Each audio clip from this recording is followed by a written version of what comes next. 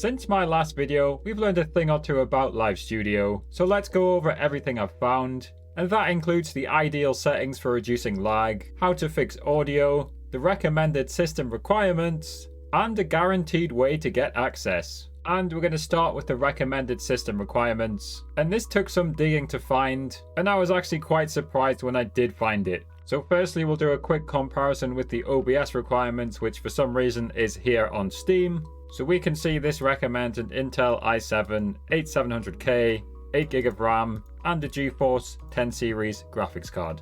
So that's pretty basic. And now for Live Studio. And if you're wondering why you've never found the requirements, I'm going to show you why. So the problem is these requirements are basically buried deep inside TikTok Live Studio. So I'm going to click my profile picture. Then I'm going to click into the help center here. Now there's all sorts of different articles here. None of them are obvious, but I click getting started here.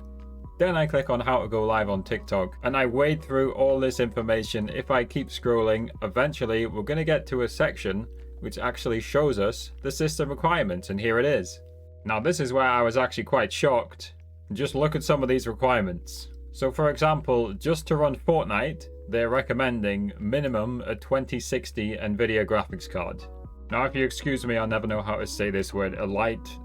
I'll say the latter one. So they have these so-called elite specs, and I don't know what that means, but to run a game like League of Legends, PUBG, Fortnite, or console games is recommending an i9-9900K, a 2080 RTX graphics card, and 32GB of RAM. If we go back to what OBS is recommending here, that seems quite ridiculous what Live Studio is recommending. But anyway, this is what TikTok is suggesting. And that means you need the best settings, so let's move on to that. So if I stay on this article and I literally scroll all the way to the bottom, we have this strangely formatted section about H.265. Not only is it strangely formatted, it's also for some reason mentioning OBS. Anyway, the key point here is that it says H.265 takes up smaller CPU usage and also has superior fluency and higher definition than H.264. So as a result, this is my recommended setting for TikTok Live Studio.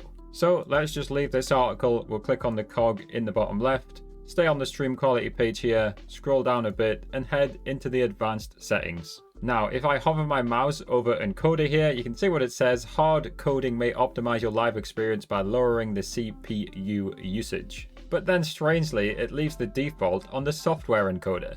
So if you're experiencing lag on Live Studio, this is probably one of the things that's causing it, because you're probably still on the software encoder. And if anyone from TikTok does happen to be watching, why not set the default to the hardware encoder instead? So let's do that now. In fact, I've already done it, but like the article says, just click on it and make sure you've chosen the H.265 hardware encoder. Go through all the other options, and I'm going to suggest the top option on all these other ones as well. Now let's scroll up to the video quality, and this bit can be a little bit controversial. Some people claim that you should only use 720p as people's phones can't handle 1080. However, for me, I've streamed in 1080p for 2 years straight on TikTok, and I hardly get any complaints in my live, so I'm going to recommend that you leave it on 1080p. Now let's talk about audio. Some people have reported echoing audio, so here's the fix, and big thanks to Kos here on my community tab who shared the fix with us. So there's two things Kos says here. Firstly, when you open Live Studio, sometimes your mic or your audio gets duplicated, so you need to go in the audio settings and delete one of the sources. And also the noise suppression doesn't work very well, so he suggests using NVIDIA broadcast filters. So let's look at both of those now. So just as an example here, I've got my primary speaker, but also my default device. This happens to be the same thing. So if I make an error sound here, you can see what happens. The sound is currently duplicated. So if you have something duplicated, you can either click to mute it here, or you can click the settings cog and just delete the audio. So now you can see back to just one audio source and one mic. Now onto noise suppression, and let me just stop speaking for a few seconds and let's watch this green bar here. As you saw, the green bar is still moving, so even though I have noise suppression enabled here, it's clearly not working, so let's look at the fix for that. So the solution, as mentioned by Kos in my community tab, is to download NVIDIA Broadcast.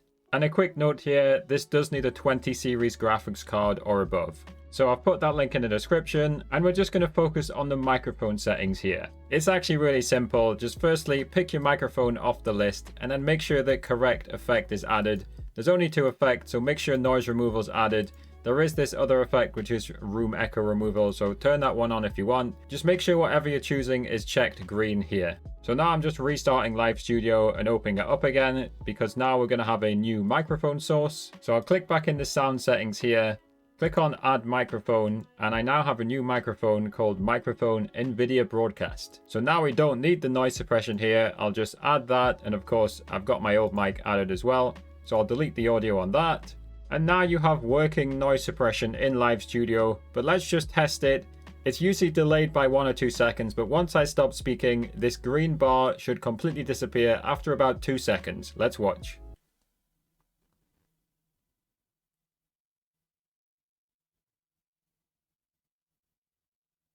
Maybe that took slightly longer, but anyway, it's better than noise suppression not working at all. So hopefully TikTok fixes that and we don't actually need to use NVIDIA Broadcast in the future. And if you've got this far in the video, why not subscribe to the channel? It really helps me out. And let's move on to the final topic. So let's talk about how to get access to Live Studio. So we've got 2 things to share with you right now. And the second thing I'm going to share allows literally anyone with over 1,000 followers to get access to Live Studio. So firstly, this is the screenshot from one of my Discord members, which is linked in the description, by the way. And it looks like TikTok is slowly rolling out Live Studio to more American users. So one of my Discord members was given a notification inside his TikTok app, which led him to this. And as you can see, this let him apply for access to the US beta test of TikTok Live Studio. So just look out for a notification from TikTok inside your app. But if you aren't getting a notification, this second thing I'm going to show you allows literally anyone with over 1,000 followers to get access. So for this one, I have to thank ProGeek, who came into my Discord and shared this video with me. So let me explain what he found, and I've also linked this video in the description. So what ProGeek found is that every single person from the UK can download Live Studio, but if you're from another country, although it's not impossible, you're much less likely to be able to download it. So for example, I'm from the UK and I'm here in incognito mode on a different account with only 100 followers. And you can see that I can click the download link and download it, even though I don't even have 1,000 followers. Even better though, ProGeeks confirmed that if you use a VPN, you can download it and then also go live with it.